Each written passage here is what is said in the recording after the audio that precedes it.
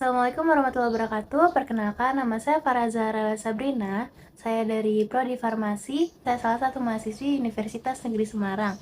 Pada kesempatan kali ini, saya akan menjelaskan mengenai isi secara ringkas mengenai artikel yang telah saya buat dengan judul Pengaruh Sosial Media pada Psikologis Orang Tua Modern. Pada era digital masa kini, segala sumber informasi dapat kita peroleh dari mana saja. Semua orang dapat memanfaatkan media digital dengan bijak. Namun, tidak jarang juga, kecanggihan teknologi ini malah merusak pribadi seorang. Nah, ketidakpahaman masyarakat terhadap media digital inilah yang membuat penyalahgunaan yang akan berdampak buruk terhadap kehidupan pribadi dan sosial kita.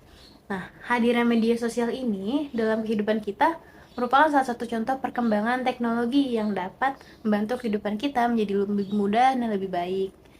Namun, media sosial juga memiliki sisi positif maupun sisi negatifnya. Kebanyakan yang menggunakan media sosial adalah para remaja dan anak-anak. Nah, dari kebanyakan anak-anak ini masih belum bisa memikirkan konsekuensi jangka panjang dalam menggunakan media sosial yang seringkali digunakan tanpa pengawasan orang tua. Nah, peran orang tua sebagai figur dan monitor anak dalam penggunaan media sosial secara bijak dan bertanggung jawab ini sangatlah penting ya.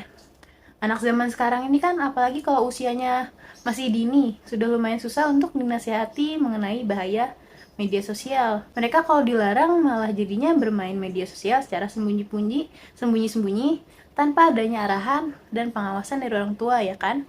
Nah, tentu hal tersebut akan memperparah atau memperburuk suatu keadaan. Jadi, orang tua zaman sekarang juga harus ikut tanggap dalam penggunaan media digital. Orang tua ini juga dapat membantu anak dalam perkembangan sosial, emosional, dan psikologis anak melalui penggunaan media digital, khususnya media sosial dengan bijak. Tentu bukan hal yang mudah ya bagi para orang tua untuk memahami dan beradaptasi secara langsung dengan cara kerja teknologi digital ini. Oleh karena itu, banyak dari mereka nih yang merasa bahwa di dalam dunia digital, khususnya media sosial, sangat berpengaruh terhadap psikologis mereka. Jadi orang tua pun merasa kalau media sosial itu merupakan suatu hal yang berat, apalagi untuk anak-anak mereka. Baik pengaruh yang baik maupun yang buruknya nih. Jadi kan tadi disebutin juga ada sisi positif, ada negatif. Mereka juga merasakan, orang tua juga merasakan. Nah, berikut pengaruh umum dari media sosial terhadap psikologis orang tua yang berpengaruh terhadap kehidupan mereka sehari-harinya. Yang pertama, media sosial dapat menghilangkan stres. Tentu dalam waktu luang, pasti media sosial yang kita gunakan ini akan menghibur kita dan menambah wawasan kita mengenai hal-hal yang belum kita ketahui ataupun yang belum kita pahami. Yang kedua, media sosial dapat menimbulkan rasa cemas. Kan tidak menutup kemungkinan nih banyaknya berita hoax yang beredar dan tidak berdasar pada ilmu keilmiahan apapun gitu ya. Tentu akan membuat orang tua itu cemas gitu, Kak. Waduh, ini gimana nih? Apa ini benar atau enggak? Nah, gimana nih caranya? Kita harus konfirmasi ulang berita itu lagi. Kita harus konfirmasi, cari ke internet lagi, ke website yang resmi, sehingga kita bisa tahu kebenaran dari informasi yang asalnya ini tidak jelas. Nah, yang ketiga, media sosial menjadi tempat berekspresi sebebas mungkin. Nah, dengan adanya media sosial ini, tentu salah satu sarana untuk mengekspresikan atau menyalurkan berbagai aspirasi yang ingin diungkapkan kepada halayak luas. Namun, dalam penggunaannya pun juga kita harus memiliki etika dalam internet ya. Dengan begitu, kehidupan kita di dunia maya ini tidak menambah sebuah masalah. Jadi misalkan ternyata pendapat kalian tidak diterima dengan orang lain, jadi pikirannya berbeda dan kalian kena serang, jadi dapat hate speech. Jadi untuk menghindari itu kita harus punya etika dalam berinternet. Setelah kita mengetahui pengaruh media sosial terhadap psikologis orang tua, pastinya orang tua di sana juga pengen anaknya mengerti nih kalau media sosial itu juga berat, juga tidak baik untuk mereka berlama-lama di sana gitu ya. Nah, berikut tips yang dapat saya berikan untuk dipelajari oleh para orang tua memahami dunia digital dan tentunya bisa sekaligus menemani dan mengawasi anak ketika bermain internet. Yang pertama, memberikan batasan dan pendampingan yang baik. Orang tua harus memberikan batasan yang sewajarnya, jangan terlalu mengekang hingga membuat anak jadi tidak nyaman gitu ya. Nah, pembatasan tersebut bisa dilakukan dengan menggunakan screen time atau waktu menggunakan gawai sesuai dengan kesepakatan orang tua dan anak. Nah, lebih baik juga kalau saya sarankan nih apabila aturan tersebut diberlakukan dengan adil. Ke orang tua iya, ke anak iya, jadi sama-sama merasa, oh kami sama-sama menjalankan ini dengan baik gitu. Yang kedua, mengaktifkan fitur child mode.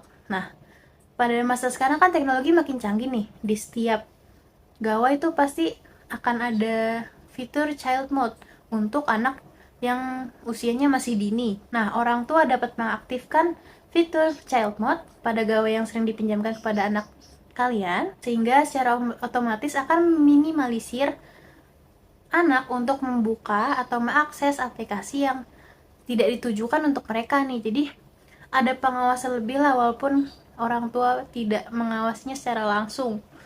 Jadi anak juga tidak bisa membuka aplikasi sembarangan. Nah, yang ketiga ini khusus untuk mungkin anaknya udah remaja, bukan anak kecil lagi yang bisa dikekang-kekang, ditahan-tahan. Yang ketiga ini mendampingi anak, bukan mengintimidasi anak. Nah, saat mendampingi, jadi orang tuanya di samping aja. Nah, tapi kalau orang tua udah di samping, jangan cuma diem aja, jangan hanya diam, tapi harus memahami apa yang anaknya lakukan, atau bahkan mengajak diskusi sang anak tentang apa aja nih yang anaknya lakukan dalam menggunakan gawai tersebut. Apakah digunakan dengan bijak atau bagaimana, atau anaknya punya pendapat. Orang tua juga harus menanggapinya dengan baik, jangan menggunakan emosi gitu. Nanti anaknya malah takut, jadi malah main diem-diem, malah ada yang dirahasiakan, tidak boleh. Nah, demikian 3 tips yang dapat saya sampaikan untuk menjadi orang tua yang baik di era digital ini ya untuk anak. Nah, dengan tips tersebut diharapkan orang tua semakin paham dengan media digital yang sering anak-anak gunakan. Mungkin orang tua juga kepo ya, anak-anaknya wah main apa aja sih nih selain Instagram, Twitter. Kalau Facebook kan mungkin udah jarang ya anak muda sekarang. Jadi kan kalau misalkan orang tua lebih paham dengan media digital yang sering anak gunakan, nantinya kalian juga lebih aware gitu dengan kejahatan-kejahatan yang ada di media sosial ini. Nah, sebenarnya anak pun juga berperan penting ya dalam membantu orang tua ketika misalnya orang tua mengalami kesulitan saat mengakses internet maupun aplikasi media sosial yang jarang digunakan atau malah sering digunakan tapi ternyata agak kurang nih, gimana sih cara memanfaatkannya dengan baik. Jadi tuh nggak ada salahnya juga ya kalau orang tua dan anak saling membantu dan memperhatikan kegiatan masing-masing di dalam dunia digital ini. Nah, dengan begitu hubungan antara orang tua dan anak kan juga bisa jadi lebih dekat karena dapat saling memahami satu sama lain. Demikianlah yang dapat saya sampaikan dengan isi ringkasan dari artikel yang telah saya buat. Wassalamualaikum warahmatullahi wabarakatuh. Terima kasih atas waktunya telah menonton video saya.